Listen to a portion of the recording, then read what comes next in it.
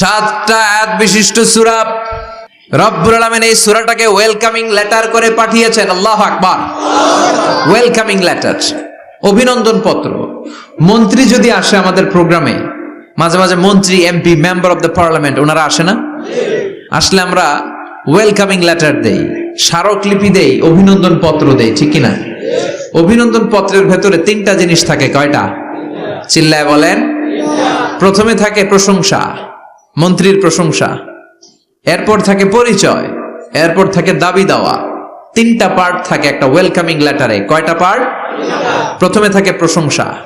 মন্ত্রীর প্রশংসা করি যে আপনি 1000 বছরের শ্রেষ্ঠ সন্তান, আপনার চেয়ে ভালো মানুষ এই এলাকায় নাই, আপনার চরিত্র ফুলের চেয়েও পবিত্র। এগুলো আমরা বলি, প্রশংসা করতে হয়, ঠিক কিনা?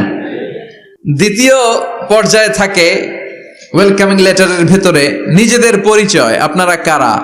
তারপর আমরা পরিচয় দিই যে আমরা এই মসজিদের গভর্নিং বোর্ডের মেম্বার্স, আমরা এই মসজিদের লোক, আমরা এই হাই স্কুলের সদস্য, আমাদের একটা একাডেমিক ভবন লাগবে, আমাদের মসজিদের 3 তলার কাজ ধরেছি, ওইটা লাগবে, ওইটা লাগবে। এগুলো আমরা পরে বলি, আমরা নিজেদের পরিচয় দেই। প্রশংসার পরে আমরা পরিচয়, যে আমরা এই মাহফিলের ইন্তেজামিয়া কমিটি, আমরা এই স্কুলের গভর্নিং বোর্ডের সদস্য, নিজেদের পরিচয় দেই। প্রশংসাও করলাম, পরিচয়ও দিলাম। এরপরে আছে কি? দাবি দেওয়া। আমাদের দাবি মানতে হবে, নইলে গদি ছাড়তে হবে।